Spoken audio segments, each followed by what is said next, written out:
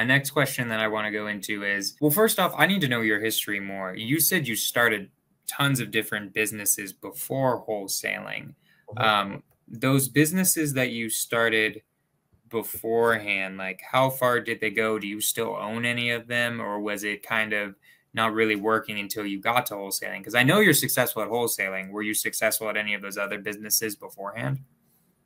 Beforehand, well, I was at horse racing. Yeah, I was a horse racing trainer, and I was fairly successful at that. Nice. But here goes the thing. Like I told you before, one of the problems with the way that I always started businesses in the past is I never was as thorough as I am now.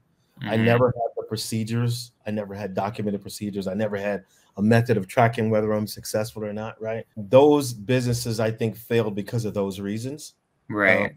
Same reasons that my wholesaling business or my other businesses that I have going now are successful, right? Is because I have all that stuff for them and I can track them. And I understand if someone comes and wanted to purchase them all today, tax information is all there. All the documents are all there. All the procedures for each one of them are separated. You know what I mean? And it's, we're really streamlined in the way that we do business now. So if I could have had any of that with any of the other businesses that I had, they would have been successful, right? So I was literally about to ask you if there was anything that you would tell yourself when you were starting those businesses that you know now, and it seems like it would be that create standard operating procedures. Is there anything else, or just that you think? I think the other thing was my vision then was much smaller, right? I would tell myself to think a lot bigger than I was thinking then. Right. I would be trying to do something. Rather than just providing some simple computer services to people, I would have been thinking of something much larger, because I think that's what we do, right? We have this limiting mindset as well, right? So having an abundant mindset is one thing, right? But we have a limiting mindset in regards to what we think we can do. And I don't think we even know that, right? Because if you get the right mentor, and you put in the work, because let me give you an example. What I find is, and this is just for everyone. So what I find is that the number one reason that most wholesalers fail is that they're not really good at outreach, right?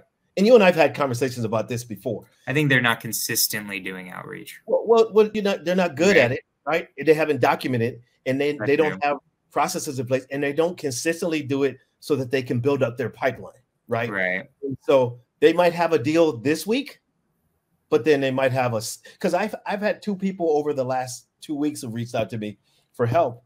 And that was the number one thing that came up with both of them. So I'm looking through their process and I'm like, so the reason why you don't have any deals is because when you got deals, it was because you were doing outreach consistently. And the reason you don't have any deals now is because you don't have a pipeline. Right. Because they weren't consistent, right? Because they didn't keep doing the process. What happens, I'm assuming, because it sometimes still happens to me when I get hit up like 150 and Curtis, by the way, amazing what you have done with the standard operating procedures. I have standard operating procedures 100%, but I already know it's not nearly as good as yours. And that's why you're way more successful than I am, is because your standard operating procedures are so precise. I could not sell my business to somebody and then be able to just take it up like that. I'm just honest about it. Yeah. But I totally know what probably happens to them. And I'm a lot better at it now, thanks to the fact I've hired people. But they get a deal and they go one deal-itis all the way through and then it doesn't close. And they're like, damn it. And now I have to start at the beginning with more. What's interesting is that they're all for sale. Like the reason why I was mentioning that too, though, is because I think what's important is that you start, if you're consistently building, because we talked about fear, right? And I think one of the things that eliminates that, right? We talked about the limiting fear, and then having that a different mindset, right? So one of the key things I think that helps with that too is once you start to define your processes, right? And you start to every month you start out with a pipeline, right? You start out with goals. You have something to get to. But if you're not doing those things, right? If you don't have 20, 30 emails coming into your email every day, and you don't have people constantly reaching out to you with deals all the time, then that mindset changes to, because now I need to try this. I go back to this survivalist mindset, right? And the one thing I haven't gotten a deal in 3 months. The one thing that gets away that fear is when you look in your pipeline, and I do, you know, I'm kind of weird about it. I look at my pipeline every morning for every market. And because of that, I know what numbers I'm driving to. I can look and see what my conversion rate is, and then look and see how much I actually have in the pipeline, and pretty much know at the end of the month what number I'm going to hit based on that, right? And that's from understanding, because like being a wholesaler is one thing, but running a wholesale business is something completely different. So true. Right? A business is so much different than just doing deals. Yeah, so much different. But it's mindset.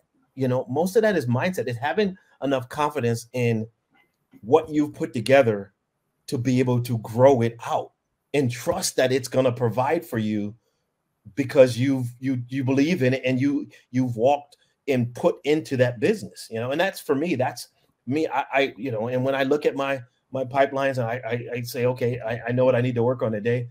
I have I have 15 tasks every day that I put on my board, and I go through those 15 tasks every day.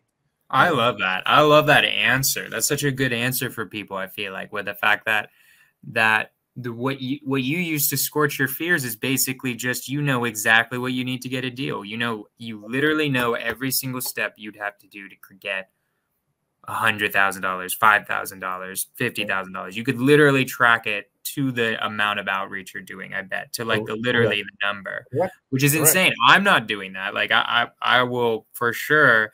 I 100%, I keep to my standard operating procedures, but I definitely don't have my numbers as locked in as you are. Like, I have KPIs and I keep to them, but I am still working on that part of it, of being like, the part where you're basically like, I could sell this business to somebody else with all the stuff I've created and they could run it.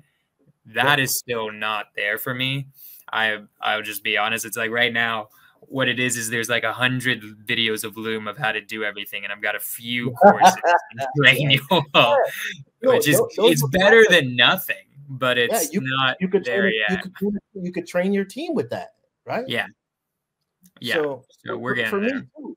I mean, I spend tons of time on that stuff, right? Like, I can every month, at the end of the month, I know I have to know. It's kind of weird, but I have to know what was my close ratio. Like, if I get 80 deals in, you know, based on 80, if I get 80 deals on how many deals did I close, right? And for me, I go through so many. I'm upwards of like 5,000 deals a month that I actually look at, right, to get to my numbers. So it's do you have it auto populate? Like, do you just have like a thing where it's like, okay, here's all the deals in Podio, then I click the ones that are closed, and then it auto populates to like an Excel file? Like, have you got it like locked down like that, or do you still manually have to go through?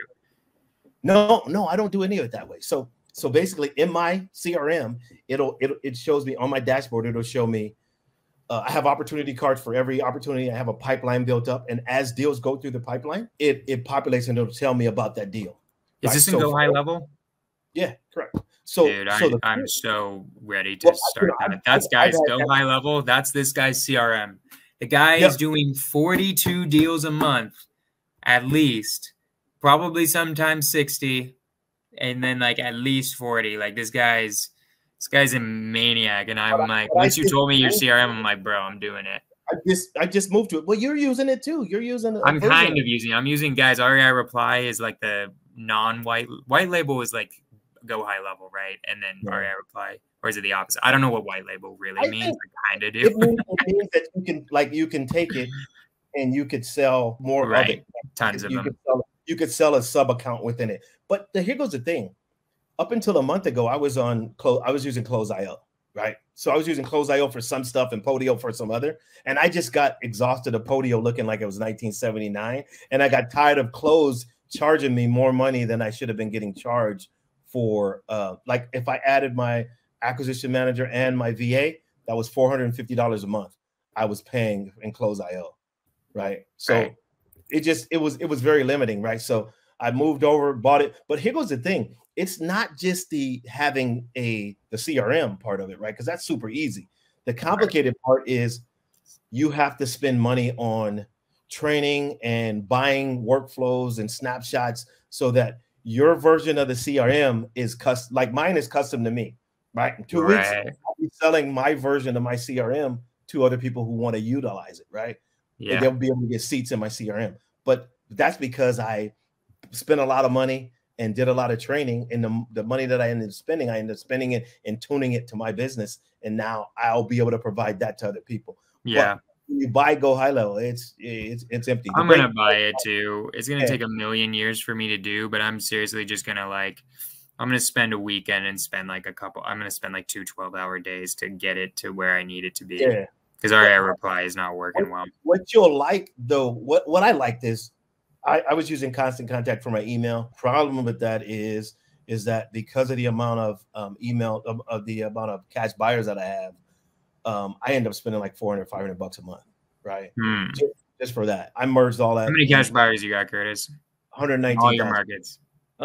Somewhere about 119, 120,000. Yeah, I was about to say, he doesn't mean 119 guys. He has 120,000 cash buyers. Yeah. That is insane.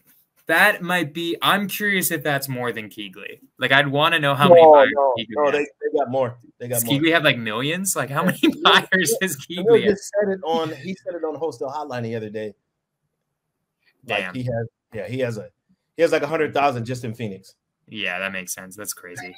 That's so insane. You people are insane. But okay, for sure. I love that stuff. I mean, I'm learning from you, dude. Every time I talk to you, I just learn more about like because you're good at what I'm bad at, which is systems. Like I'm good enough at systems. Like I'm good enough where I can do it, where I'm not going insane, and I'm organized enough where like I can actually get stuff done and do KPIs. But yeah, man, you're the man on that type of stuff, which is amazing. I love it.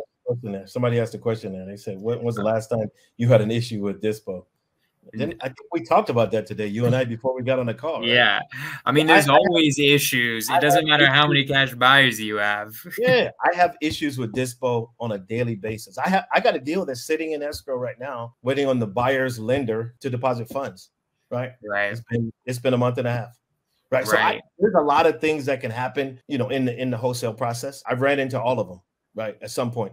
Right. So that's why you get used to that whole. Oh, right. Think about this. Jonah and I did a deal a couple months back. That was such a funny one. That was so ridiculous. Like six wholesalers on the deal was funny. That was that the most you've ever had on one deal? That's the most I've ever had.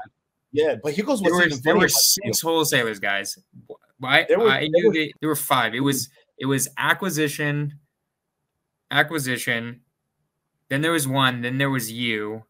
Then there was me, then there was Sergio, and then there was the buyer. So yeah, 5 wholesalers. Yep.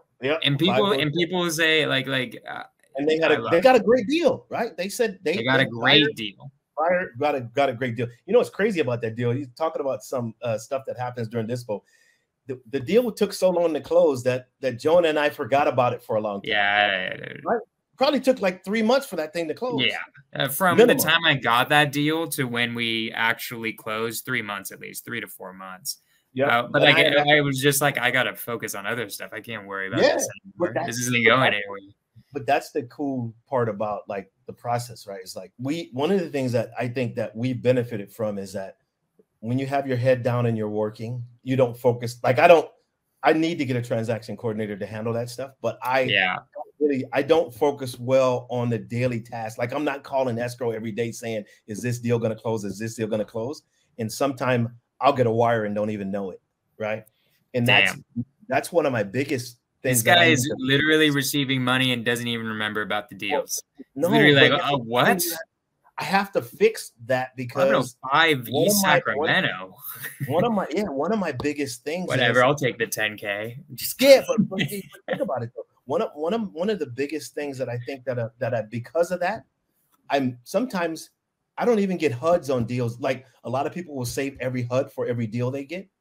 Sometime that'll happen to me. What I just explained, I won't even end up getting they won't even send me out a HUD.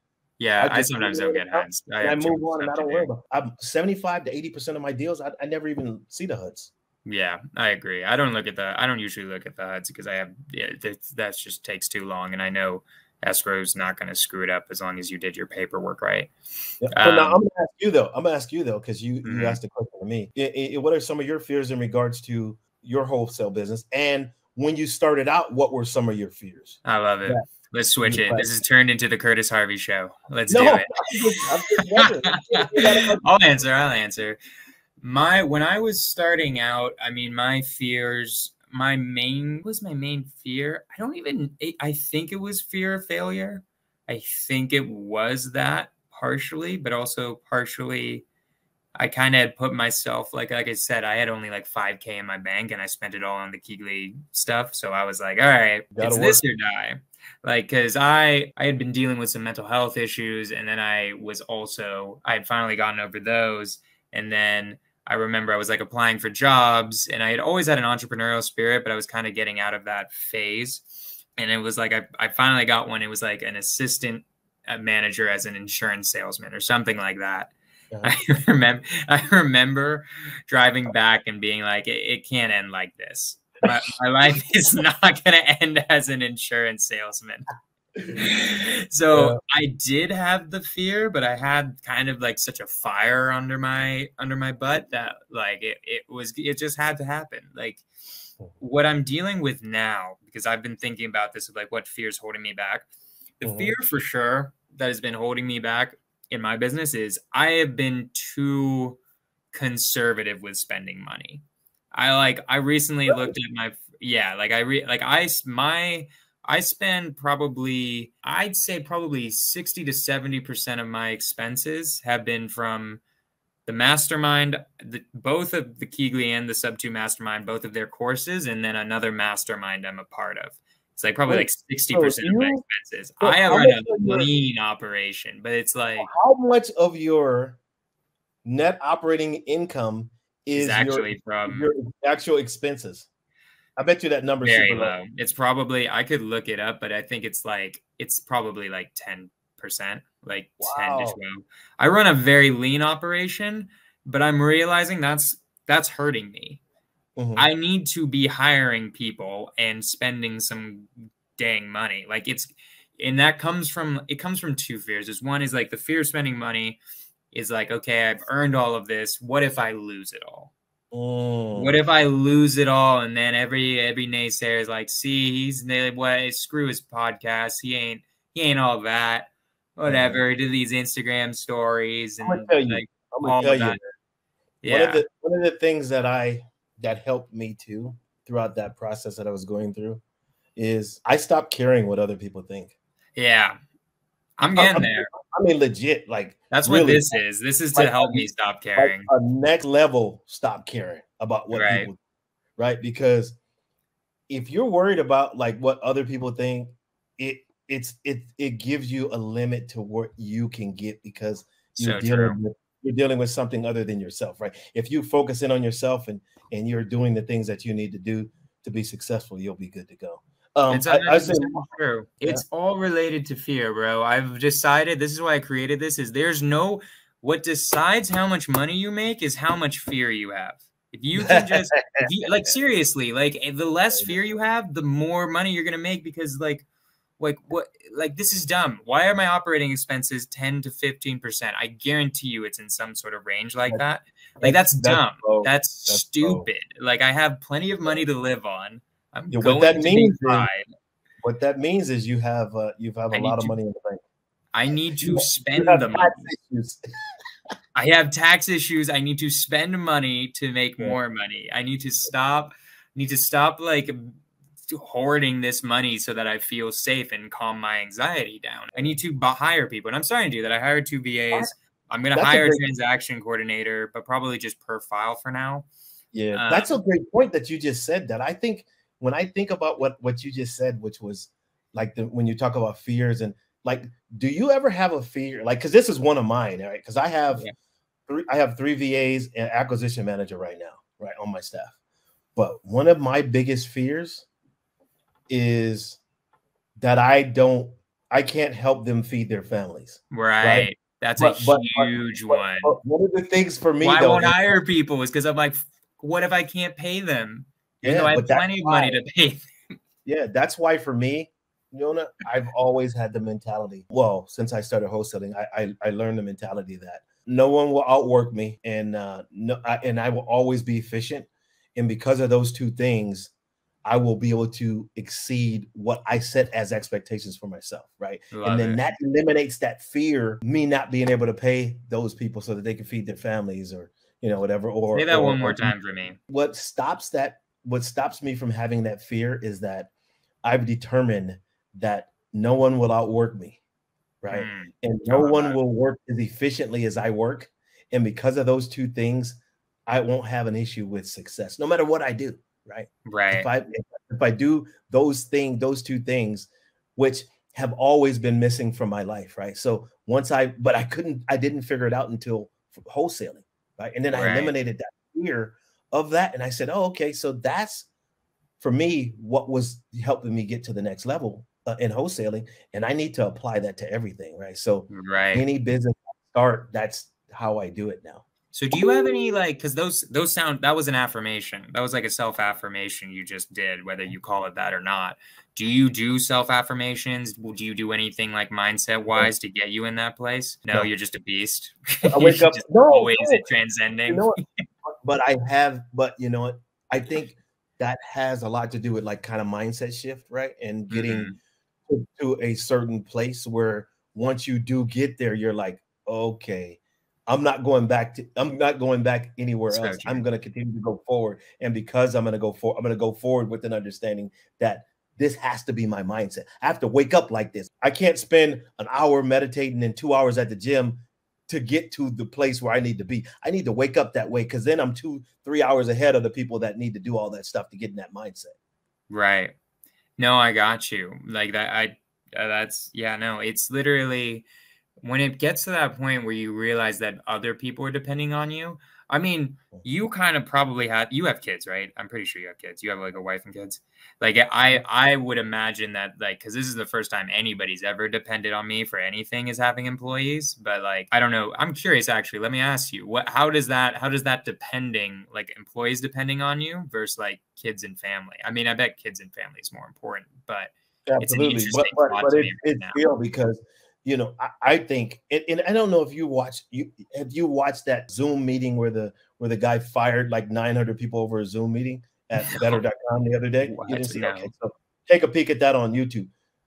That for me would be the worst feeling ever, is to have to let Horrible. someone go because processes that I put in place and things that I put in place didn't work well enough to keep those people employed. You know what I mean?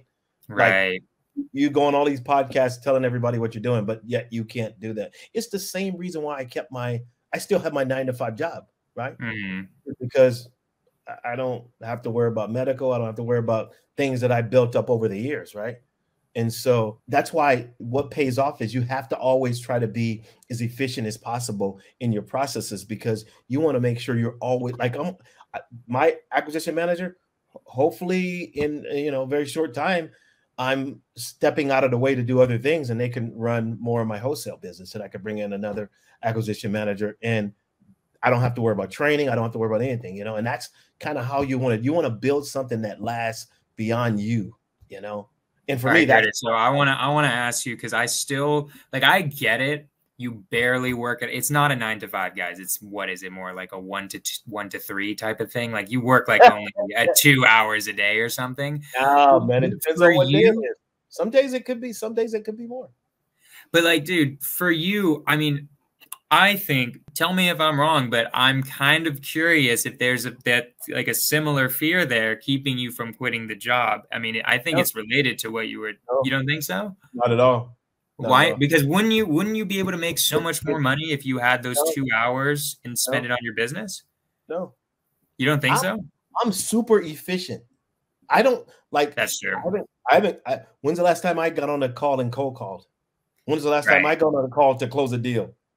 Right. Right. I don't do that stuff. Right. Right. I don't need to be actively doing those things anymore. Right. I have a team that actually does that stuff now. Right. And so I could spend my time giving back and helping out companies by, with the knowledge that I built Right. up You overall. enjoy your job. I think we've Yeah, had this conversation absolutely. before. Absolutely. You actually like doing it. I forgot. Not, This is my bad, guys. I assume everyone hates their 9-to-5s. no, But not him. Not me. I work for an $18 billion company that I really enjoy the people that I work with, right? And that they're a bunch of people who are they're go givers. They love to be able to help people. So it's that's kind of why I stay doing what I do. I love it. I mean, yeah. I mean, do you think you have any fears holding you back right now? I know you said you were talking about before. Do you think anything's holding you back right now? I would believe you if you said no, but I'm curious. Well, yeah. Well, so one of the things that I'm kind of getting a hold of now is I used to have the biggest fear of handing tasks off to other people. Right. Right. Because I would always say, well, they're not going to do it like I As do it. good as Right? I will. But what I've learned, and this is that it's better that something be done than to have that task be perfect. Because perfect will never be done. You know what I mean? So that's the one thing for me is delegation is okay, because if they don't do it right today, we'll get it fixed in a process and they'll get it right tomorrow. Right. Right. Nobody's going to die because a deal doesn't close today and it closes tomorrow, or we don't get back to a seller today and somebody else closes the deal. Oh, we missed that one. But nobody's dying. I mean, I'm not like a EMT or emergency medical service or anything like that, right? So, but before, that was the biggest fear. That was one of my biggest fears is I didn't want to hand and delegate things off. But then I started looking, and I always bring this up. It's like it used to take me 45 hours a week to do all of my outreach, and I did it like clockwork for a year and a half, right? But what I realized is that if I teach 2 people how to do that, I get 90 hours worth of outreach. Right. And now I do that in my inbox every day. I have an hour and a half meeting every day where I have deal collection where we're reviewing all those deals, figuring out which deal is a good deal, right? So the process worked a lot better for me because I was able to get rid of that fear. But I had that was one thing for a long time as a fear that really bothered me. It's like, how am I going to delegate this? But I don't know if you, Mike McCallowitz has a book called Clockwork. And it's all about, I'm telling you, read this book. It's about Clockwork, the delegation of task, right? And how we have to learn to be efficient about it. And he has some processes that he does, like if, you know, but go read that book. It's great, right? And if you read that one, read his other one, Profit First. Profit First, and you'll start paying yourself. I read parts of Profit First. I read Profit First. That was life-changing for me. That's right there. That book kind of changed my whole thinking. And when I started doing that, you know, me and my wife used to have a joke. She used to be like, "Hey, why do you always have money in your pocket?" I said, "Because every deal that comes through, I'm paying me first." Right. You always got to pay yourself first, 100%. Yeah. And I'm not up on Lamborghinis or any of that other stuff. So yeah, that's the way that is. So for me, that was a huge fear, right? The fear of delegation, and I've gotten over that one. And when you get over that one, right? I went from 45 hours worth of delegating outreach, and now look, I got 3 VAs and an acquisition manager that are outreaching at the same time. So I wanna ask you one last question. We're gonna go over a little bit. I'm gonna try to keep these to an hour, guys. But I want to just ask one last question. So what do you think? What do you do? Because I've thought about this too, and I've been trying to like almost systematize this part of it if I can. Is how to systematize how to get over a fear. Is it kind of just like a Nike, just do it? Because that's what my sense is. But I'm curious if you have anything like that. No. So I do a couple of things, and I do this every week. This is the good stuff, guys. This is the stuff you need to write down right here, because this is what's going to change your business compared to the rest of this podcast. Understand the fear, right? Understand the fear. Document the fear, figure out the process to change your view of the fear. And for me, I do that once a week, and I do it with processes, right? I take say that again for the folks. Understand the fear, document the fear, and then create a process to get over the fear or to get beyond the fear, right? And for me, that's one that helped me, is that once I do that, I do that internal to my business, and you know, and I do a business review every week, and that's kind of one of the things I do is I take a look at all the processes, try to streamline all the processes. I also take a look at what's holding us back and it's usually some fear of something, right? It's always some fear of something. I've decided that's why I started this podcast. Is like it's always fear. That's always why you're not achieving what you want to achieve. It always comes back to that somehow. Always. Yeah. And that's like, you know, I think we talked a couple of months ago when you were buying a sub-2 deal in another market that you hadn't even been in. It's like, that's the reason people don't do that, right? There's like, what you mean? I can't drive by this thing and look at it? No, you don't need to, right? But you understand based on your education that this is very I'm gonna easy make money and be successful based on that, right? But other people have fear of it. So that's what you have to go through with those things that are fears within your business as well, right? Is you have to spend the time going through those fears and understanding those fears, breaking those fears down, and then creating processes to get around them.